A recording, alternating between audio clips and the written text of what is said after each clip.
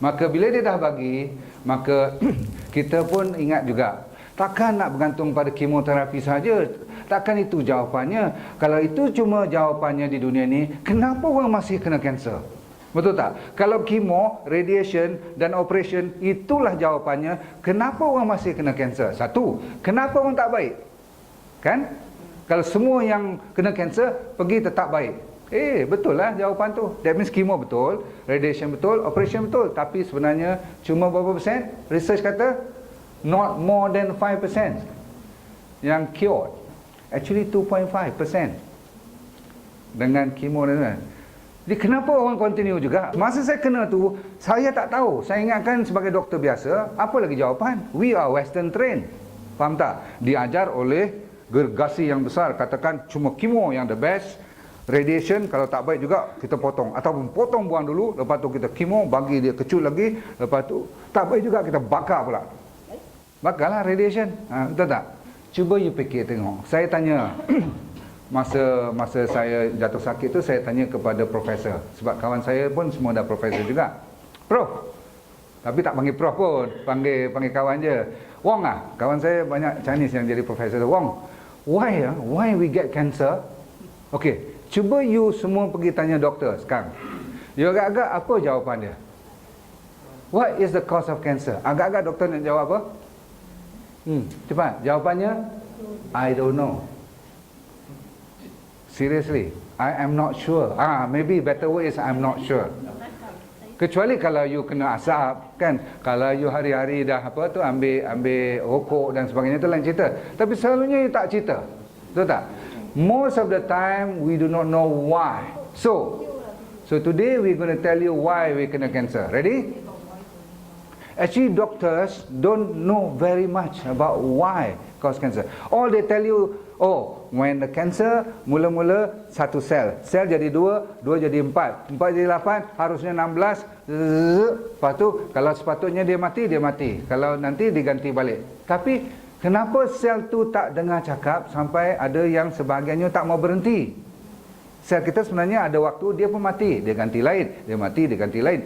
Kulit paling cepat 24, 48 jam dia ganti baru. Betul? Kulit ni you tak nampak aja ni, dia ganti. Tulang dia sampai 7 tahun baru dia ganti semua. Faham? Tapi semua berganti. Tapi ada 1-2 sel tu yang tak mau dengar cakap, dia tak mau berhenti. Itu yang jadi kecil, besar biji saga. Kemudian dia jadi biji guli, faham tak? Marble size. Dan bila you terasa, selalunya dah 1 cm. Betul tak? Itu kalau kat breast, ataupun kat kulit, ataupun tempat you boleh pegang. Tapi kalau dalam perut, understand? Dalam fibroid, understand? Dalam kita punya uterus, dia boleh besar ni. Orange, you tak rasa lagi. Sometimes ada orang tu sampai besar buah kelapa yang kecil tu, tak rasa lagi. Dia rasa macam kembung. So doctor cannot tell you why. The answer is, ready? Cancer, 4 reasons. Ready? Number 1 is called stress. Langsung doktor tak mau cerita tentang stress. Kenapa? Sebab stress ni ialah yang paling you kena jaga sekali, penyebab utama semua jenis penyakit, termasuk diabetes, high blood pressure, termasuk gout dan sebagainya. Kenapa pula stress? Siapa tahu? Sebab stress dia shut down, dia tutup you punya digestion, dia tutup you punya penghazaman, pencernaan dan pengeluaran bahan-bahan toksik. Bila kita stres, ada satu hormon namanya kortisol. Bila dia keluar, you akan jadi tutup semua.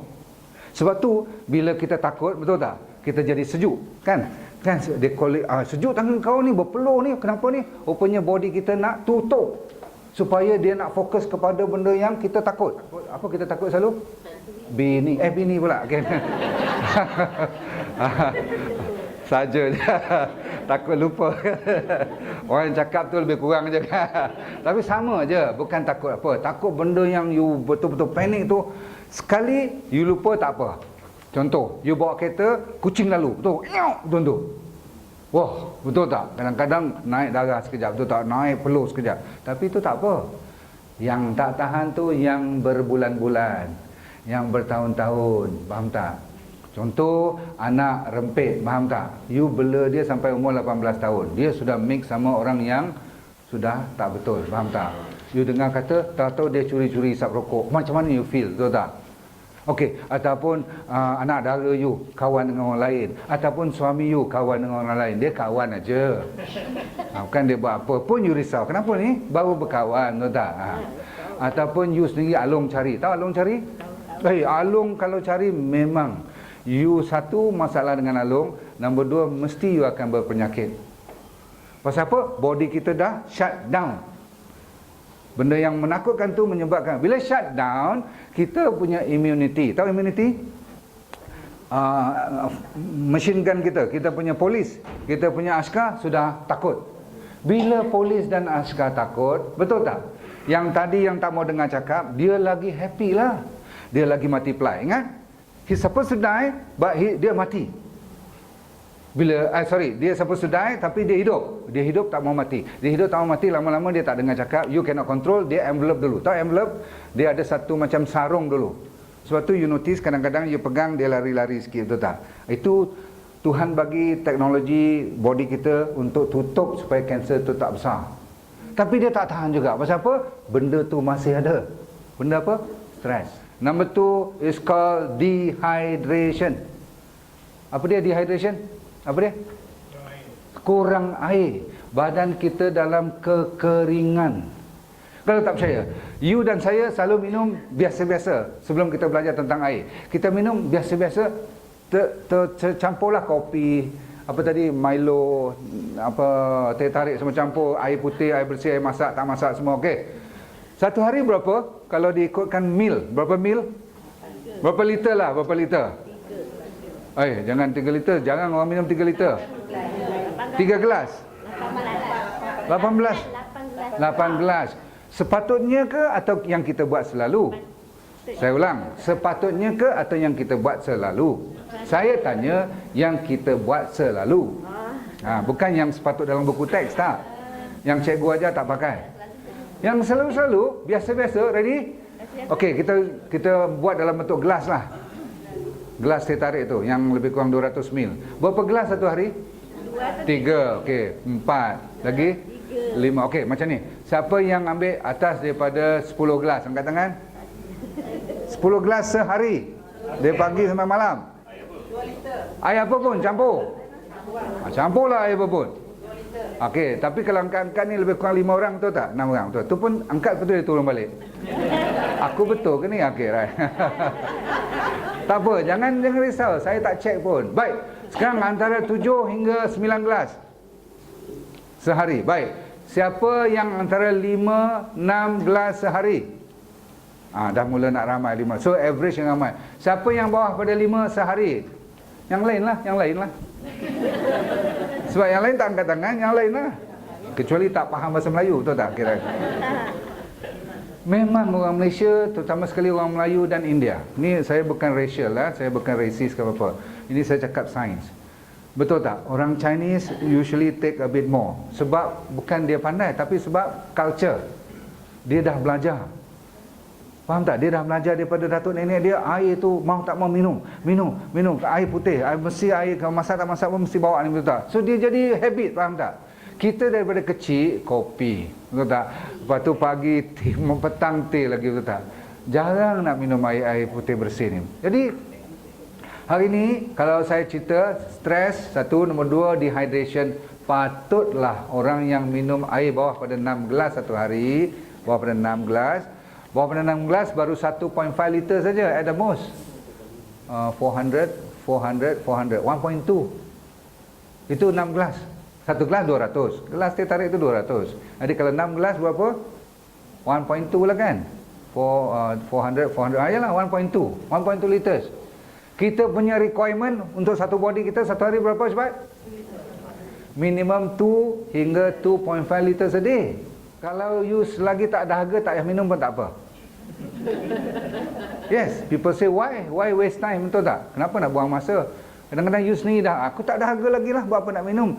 Bila body kita dah merasakan bibir ni kering ataupun merasa dahaga, itu dinamakan sudah terlewat. Cuba kata terlewat, kata terlewat. R tu kena panjang sikit. 1, 2, 3. Terlewat. Jadi kalau terlewat, nanti kalau terkena penyakit, jangan termarah pada siapa-siapa. Okey tak? Hari ni you dah belajar ilmu yang first class untuk anak-anak you. Kalau kita miss pun tak apa, kita boleh belajar balik. You jangan takut, ya. Bila miss, kita boleh ulang sekarang. Tapi anak kita yang culture, budaya tu nak kita betulkan. Is that clear? Water comes first. Baik, tadi saya kata semua jenis air. You campur tak satu hari air lain dan lain? Campur tak? Selalunya campur mana lebih banyak? Air yang putih bersih ke? Ataupun air yang dah dimasak? Ataupun yang dah campur dengan gula dan kopi dan teh dan warna-warna lain? Oh, kadang-kadang yang dah dimasak dan dah dicampur dengan benda lain lebih banyak daripada air putih bersih. Jadi macam Sungai Perai tadilah, macam Sungai Kelang tadilah, macam Miri tadi punya cerita lah. Air tetap air, tapi air tu banyak dengan campuran warna teh tarik. Betul tak? Warna Sungai Perai banyak minyak dulu, hitam-hitam sikit. Kelang campur minyak, kerbau, mandi semua ada. Okay? So jadi body kita janganlah kita jadikan tempat sampah, betul tak? Terutama sekali air. So nombor 2, air. Saya cerita ni supaya you tahu kanser kenapa. Nombor 3 ialah pemakanan. Hari ni tak mau cerita pasal makan, tak ada masa. Tapi makanan pun mustahak. Maklum saja, makanan kita ni, you rasa-rasa semua yang pure, atau pure ni maksudnya yang asli, ataupun dah tak original sekarang. Mana you tahu tak original?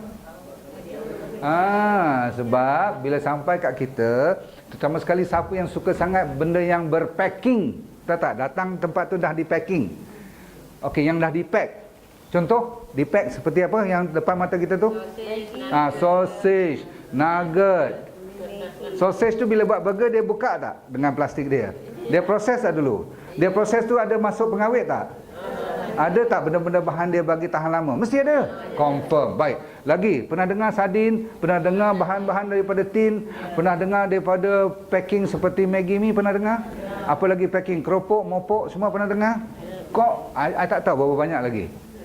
Belum saya cerita yang tak di packing. Yang packing saja, pack. Baik, sekarang kita cerita makanan yang tak di pack. Seperti apa?